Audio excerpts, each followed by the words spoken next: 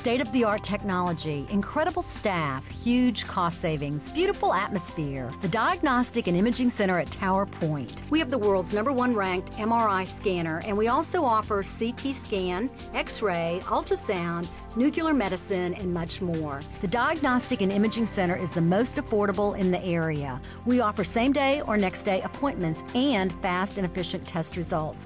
The Diagnostic and Imaging Center at Tower Point in Greenwood.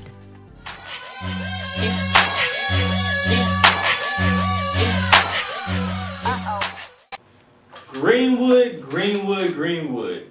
We are back and better than ever, and I'm sitting here and Mark Davis is letting me know that the Tar Heels did in fact win on Monday night against Michigan State. That's right. Michigan State couldn't have beat a JV team on Monday night, and I do mean that for a fact. Tom Izzo, you let me down once again. I'll never go for the Michigan State Spartans ever again in my life. Anyway, from softball on Monday, we had Abbeville, the Abbeville Panthers, beating Greenwood on the road. Abbeville pitch had the Richie in this game. It was kind of surprising to me. I didn't think they actually do that. But you came on the mound, had 10 strikeouts, allowed 3 hits, 1 run. It was a dominating performance, as always, from Richie. Greenwood High, I thought they took some good cuts off of her. You know, they took their swings against her, even though it was kind of bad conditions, really windy weather. But I thought they, took their swings, took their cuts off of her. Even though they only got 1 run, I still like the way they performed against her.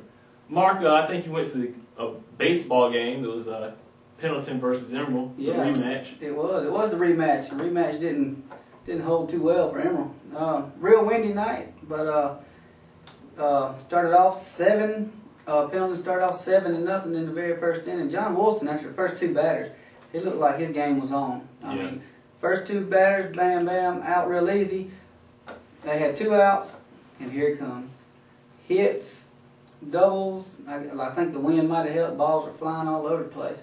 He just kind of fell apart. After that, the Vikings come back up, and they had some production, and with their whole lineup there, they had Riley Detcherville, a freshman, who hit a bomb over the left field fence, and they ended up 7-4 after the first inning, and nothing really happened for a little while. Woolston was just cruising through until the top of the 6th inning. He came in, gave up a single. They brought in senior Derek Moore.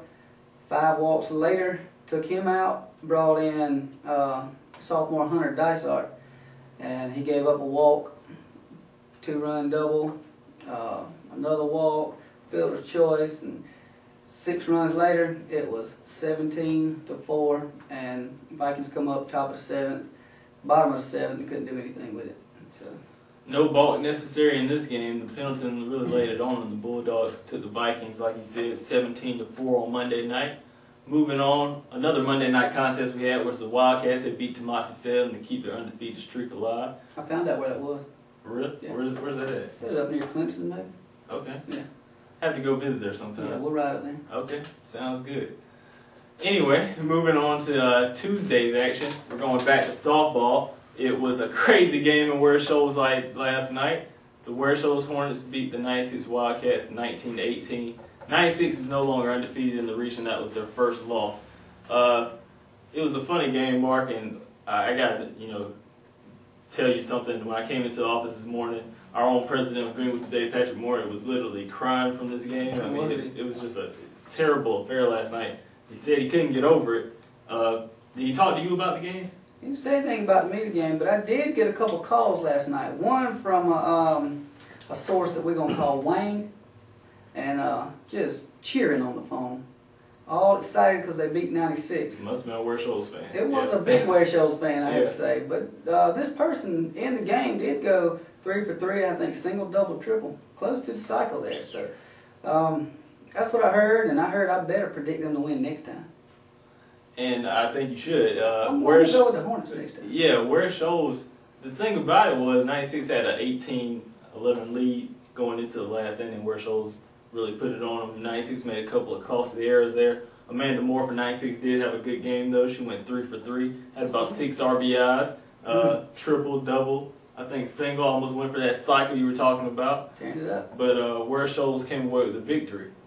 Moving back over to baseball, the Wildcats were in action against Ware Shoals as well, Yeah. and they came away with a 12-1 win. I think Stephen Walton, he hit a grand slam home run in that game. Really? Yeah. That's great.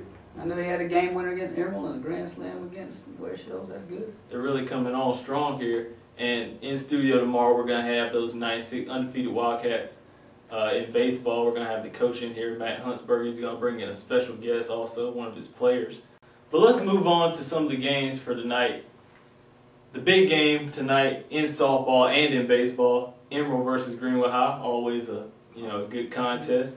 We're going to start with the softball game, though, Emerald at Greenwood High. Who you got in this game? Considering Emerald hadn't won, I think I'll take Greenwood High. I think it'll be a 10-run rule just because it's a crosstown rival. They love to play each other. They love to hate each other when they play each other. Mm-hmm. And I think they're going to come out and 10-run rule Emerald this time.